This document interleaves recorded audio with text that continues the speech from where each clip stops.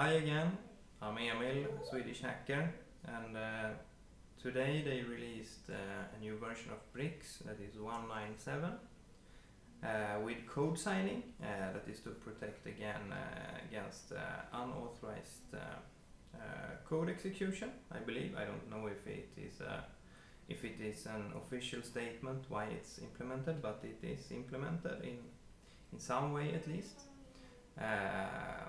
Before we dive deeper into this, I might say that there are different levels of code signing, and let's break this down in easier terms and say that the level of code signing that was implemented is like the first level of code signing, and it's not the way I'm used to it. It's not the hardcore level of code signing, if I put it that way.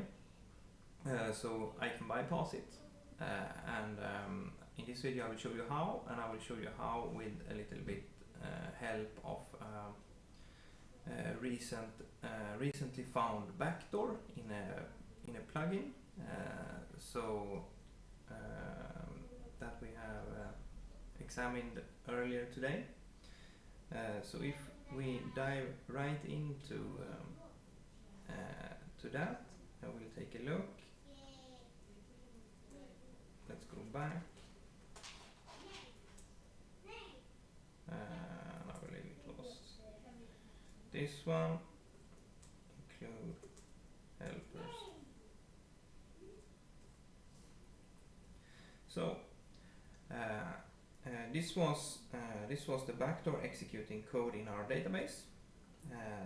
The code is fetched from the result part of the API request that is made to the API URL, which is sent here. And let's take a look what URL it is. Let's go back. Did I go? Yes. Let's do this. API URL. It is used in the helpers file. But let's take a look here. Oops. I think like this.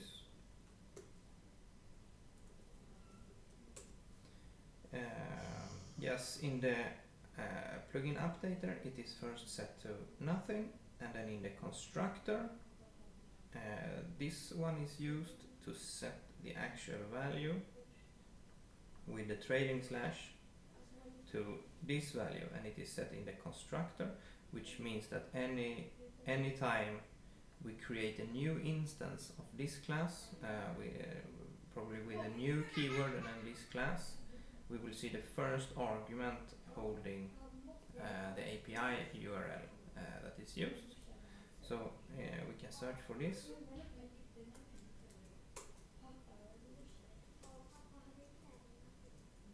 Like this. I think can show it like this. So I can take the right file.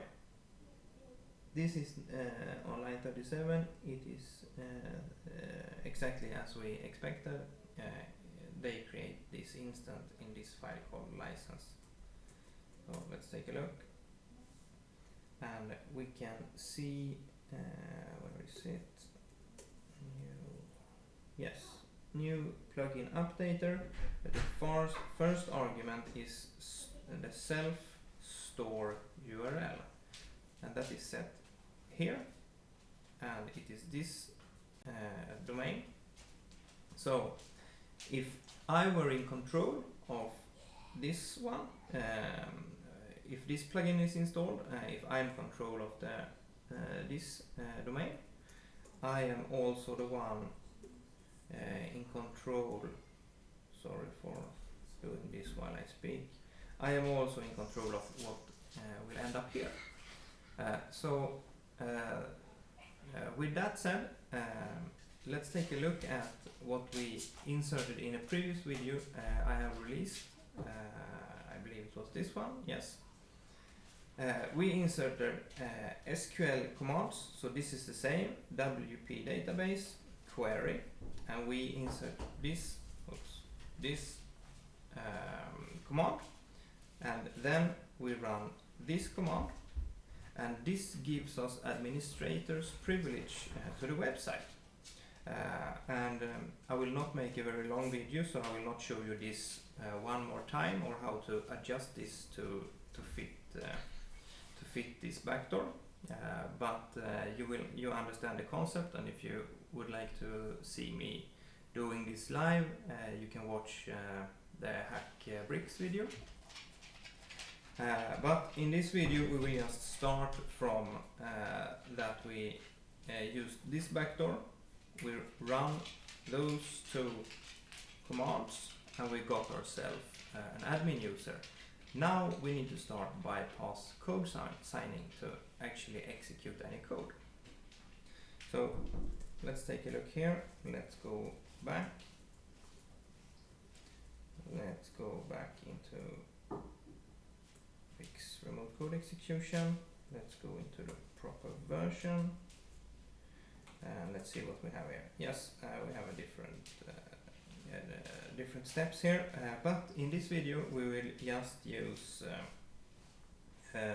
this one and this one, because we just inserted an administrative user that we can use to attack cookies, and we can then attack bricks, and we have a little bit updated attack bricks Python script I will show you. But first take a look at the vulnerable site. So this is my own site. It's present right now on the vulnerable patch.blueteamer.io, and I have not installed the beta version. That's for testing. So I will show you. I have bricks, I have system information, I have the actual 197 that was released earlier today. Let's take a look at the settings.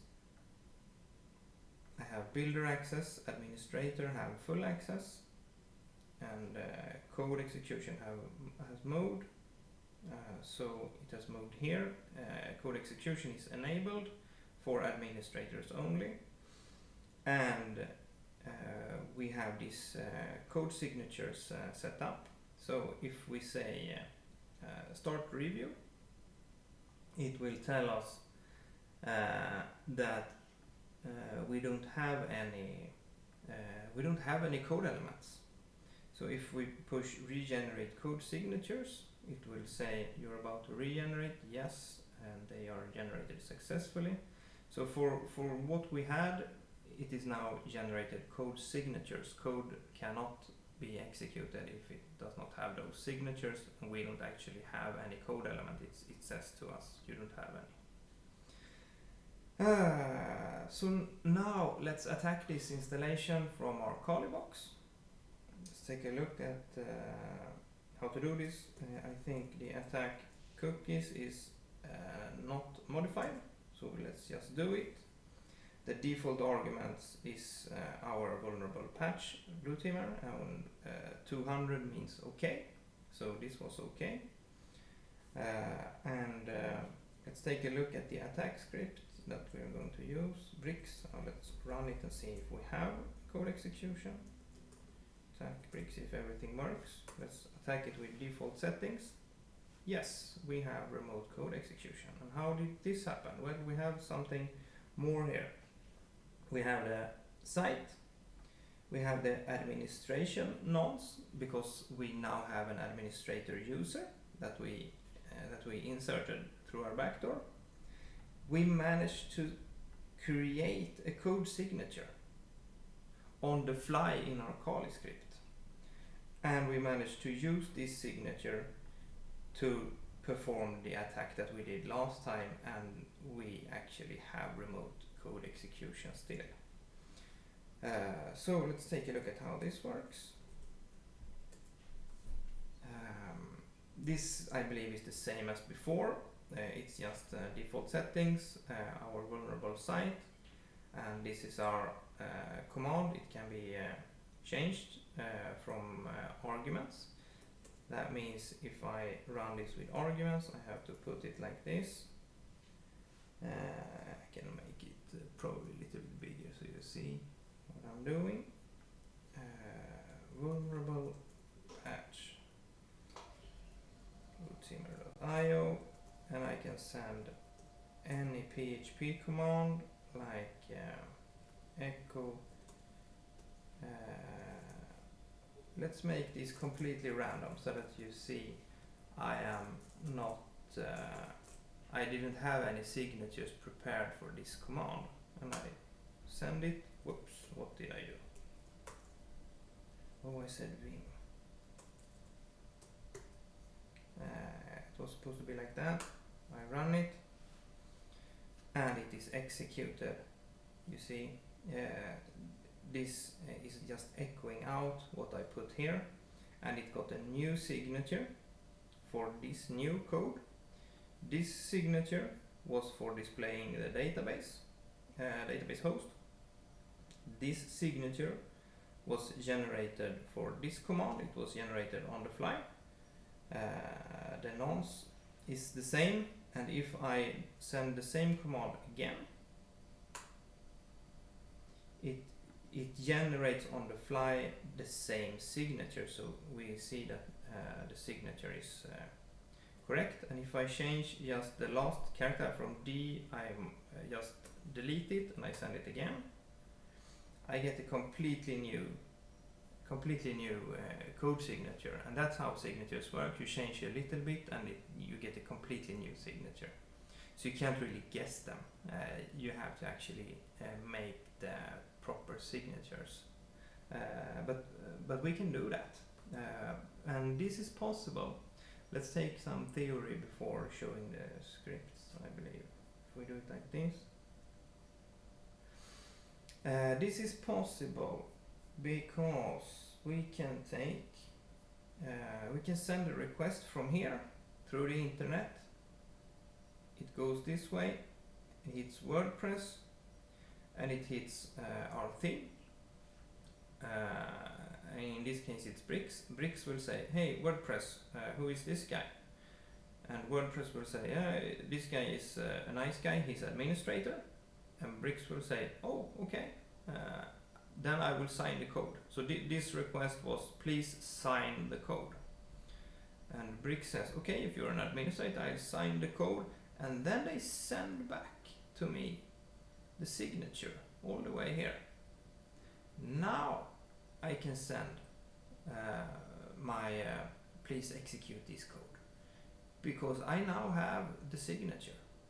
Bricks did the signature for me. So the code will be executed, and we still have a remote code execution here, as long as we could utilize any way in, so we got the privilege to create our own signatures. And how code signing is done, if I do code on my laptop, I also sign it on my laptop. So I never make this first request. When I send my code, I send it with my signature.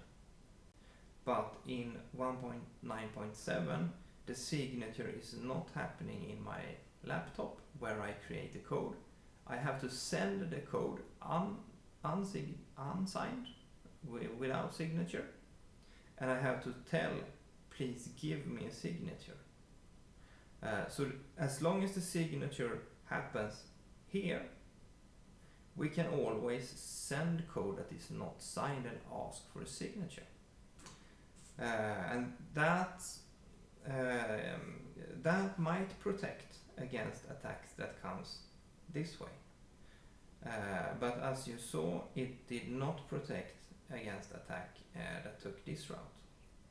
So that's why this is possible, and it might be changed in the future. We have talked about it a little bit, me and the developer, but it's not an easy fix. It's not a very easy fix, but it's not a very hard fix either. The fix will probably be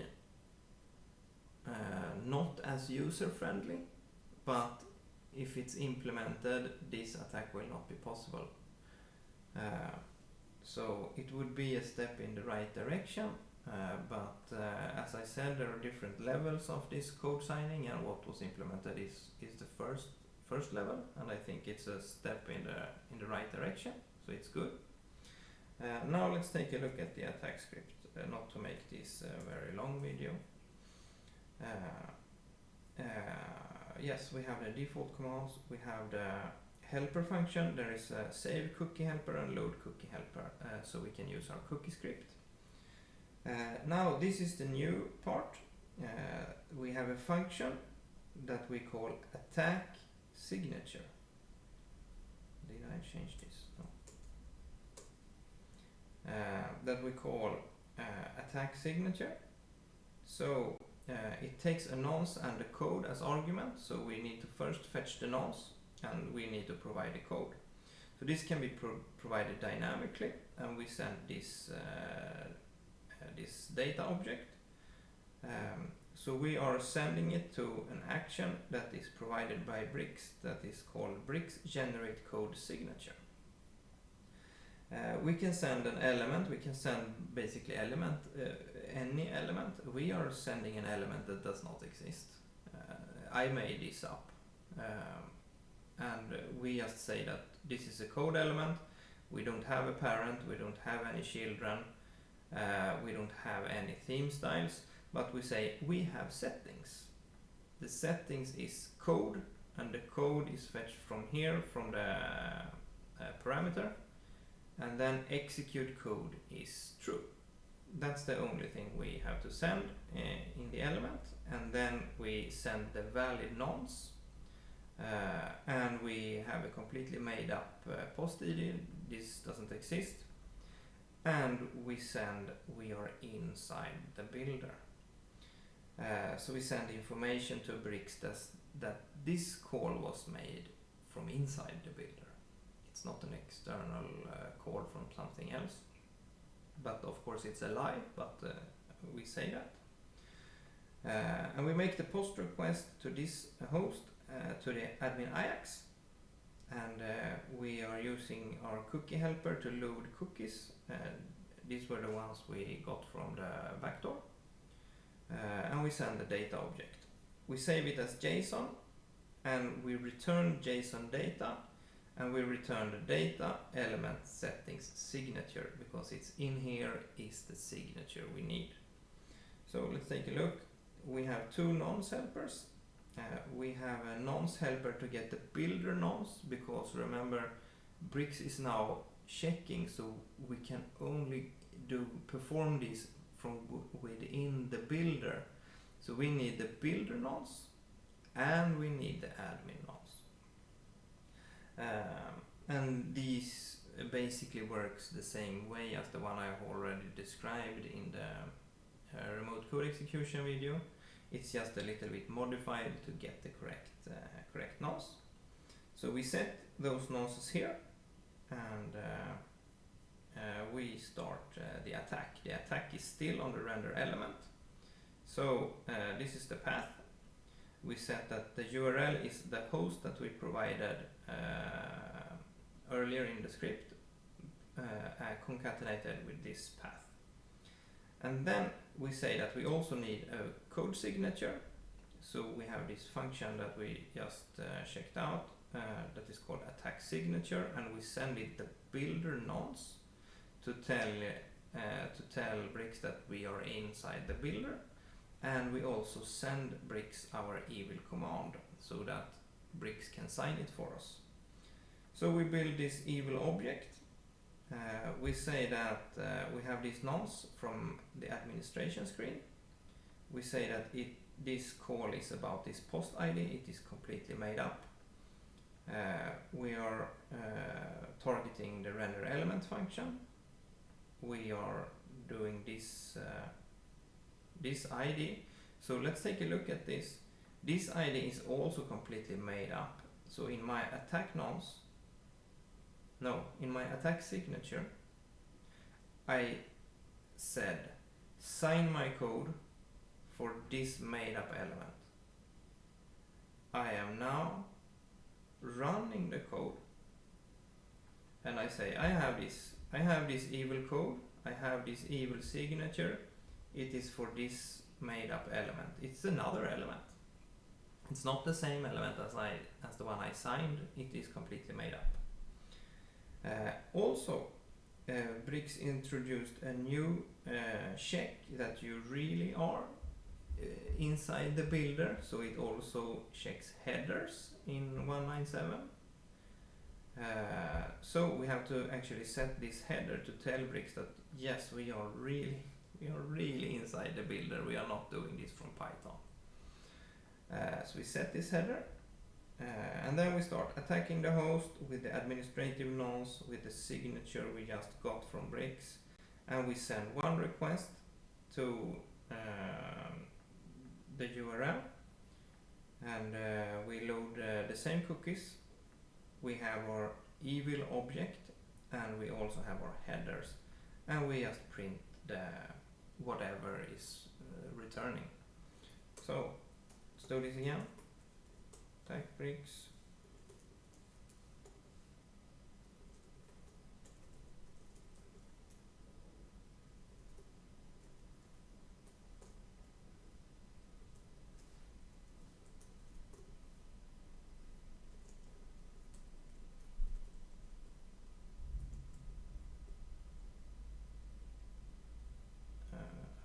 Something like that.